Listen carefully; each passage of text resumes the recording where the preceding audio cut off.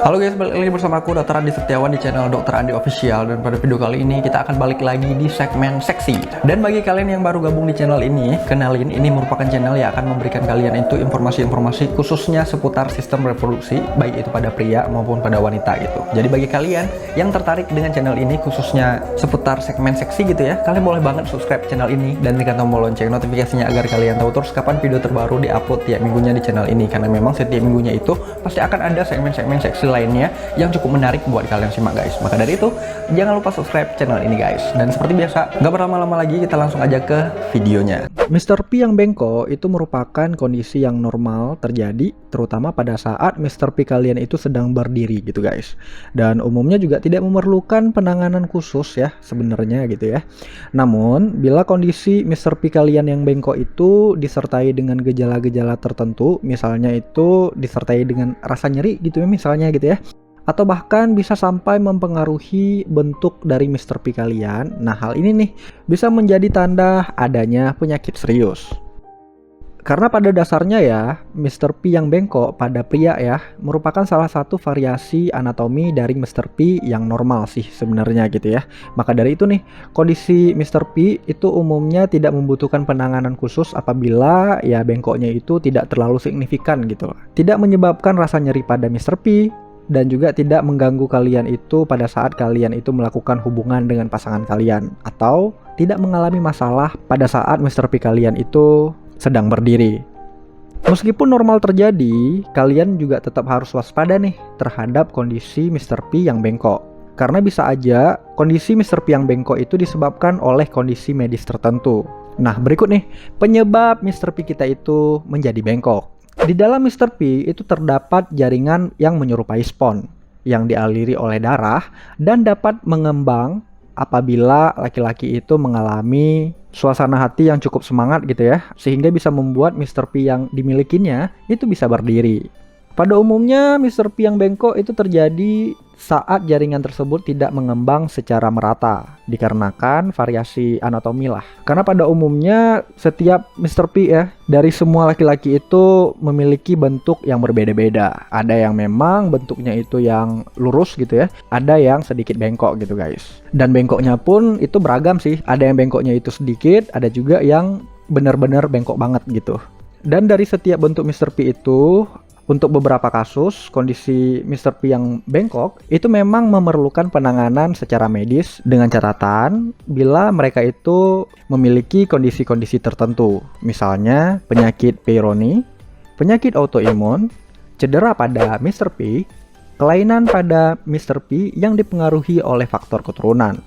Dan biasa juga Mr. P yang bengkok itu juga dapat terjadi pada bayi yang mengalami hipospadia atau kelainan pada lubang saluran kencing yang di dalam medis disebut dengan uretra.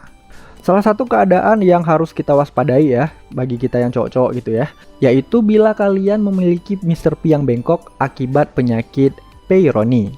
Seperti yang udah aku sebutkan sebelumnya gitu ya, dimana salah satu penyebab Mr. P kita itu bengkok adalah penyakit Peyronie. Namun sebenarnya penyebab utama dari penyakit ini itu secara umum belum diketahui secara pasti.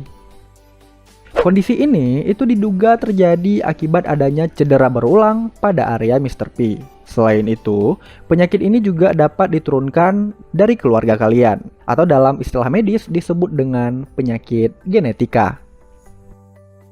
Meski demikian, penyakit Peyronie itu tidak disebabkan oleh penyakit menular seksual ataupun kanker. Penyakit ini dapat dialami pria tanpa mengenal usia. Jadi segala usia itu beresiko untuk mengalami penyakit Peyronie ini. Tetapi biasanya paling sering terjadi itu pada pria yang berusia di atas 40 tahun. Pria yang pernah menjalani operasi ataupun radiasi kanker prostat itu juga memiliki resiko lebih tinggi untuk mengalami penyakit Peyronie ini. Selain Mr. P yang bengkok, pada saat Mr. P itu sedang berdiri ya, tanda ataupun gejala lainnya dari penyakit Peyronie ini itu juga kalian bisa rasakan, di mana gejala-gejalanya itu diantaranya nyeri pada area Mr. P saat Mr. P itu sedang berdiri, terjadi penebalan atau benjolan pada batang Mr. P, terdapat perubahan pada bentuk Mr. P. Panjang dan juga diameter Mr. P itu bisa berubah. Dan pada kasus yang parah, Mr. P yang bengkok itu dapat menyebabkan penderitanya itu tidak dapat berhubungan dengan pasangan mereka. Karena ya menyebabkan nyeri yang cukup hebat yang muncul pada saat mereka itu melakukan hubungan. Selain itu, penyakit Peyronie itu juga beresiko menyebabkan disfungsi ereksi. Penyakit Peyronie itu biasanya dapat dideteksi dari pemeriksaan riwayat kesehatan seperti misalnya pemeriksaan fisik dan USG pada area Mr. P. Dan setelah dilakukannya pemeriksaan dan memang terdiagnosis apabila kalian itu mengalami penyakit Peyronie, biasanya baru tuh kalian akan dilakukan terapi sesuai dengan kelengkungan dari Mr. P kalian. Misalnya, apabila kalian itu memiliki kelengkungan Mr. P lebih dari 30 derajat, biasanya dokter akan memberikan penanganan melalui pemberian obat-obatan oral, obat oles, ataupun suntikan yang diberikan langsung pada area Mr. P kalian. Serta bila diperlukan, kalian juga akan mendapatkan terapi radiasi. Pada kasus yang sangat berat, Mr. P yang bengkok pada penyakit Peyronie itu harus ditangani dengan operasi, pengangkatan sebagian area Mr. P, atau penanaman alat untuk meluruskan Mr. P kalian.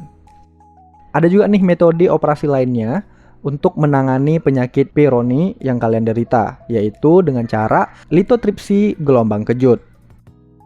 Walaupun memang ada banyak jenis ya prosedur untuk pengobatan dari penyakit Peyronie ini, apalagi bila prosedur yang dipilih itu adalah prosedur operasi gitu ya, pasti akan ada efek samping yang bisa terjadi gitu. Misalnya efek samping berupa hipotensi. Makanya prosedur operasi itu umumnya dilakukan bila pasien terdiagnosa kurang lebih 1 tahun setelahnya. Kebanyakan penyakit Peyronie pada kasus yang ringan gitu ya, di mana Mr. P yang bengkoknya ini kurang dari 30 derajat, kebanyakan kasus biasanya dapat membaik dengan sendirinya, tanpa penanganan khusus gitu guys. Bisa dibilang apabila Mr. P kalian yang bengkok itu kurang dari 30 derajat, kebanyakan kasus ya bisa sembuh sendiri lah, tanpa melakukan penanganan khusus gitu. Tapi tetap ya, untuk mencegah komplikasi yang akan terjadi ke depan, kalian harus memeriksakan diri rutin ke dokter untuk memastikan gitu ya, apakah penyakit Peyronie kalian itu benar-benar aman bagi kalian dan juga tanpa menimbulkan komplikasi yang ada. Dan bagi kalian yang belum terdiagnosis penyakit Peyronie, apabila kalian memang memiliki Mr. P yang bengkok yang disertai dengan rasa sakit pada saat Mr. P kalian berdiri, nah kalian harus juga memeriksakan diri ke dokter untuk memastikan penyebab dari gejala-gejala patologis yang kalian alami guys.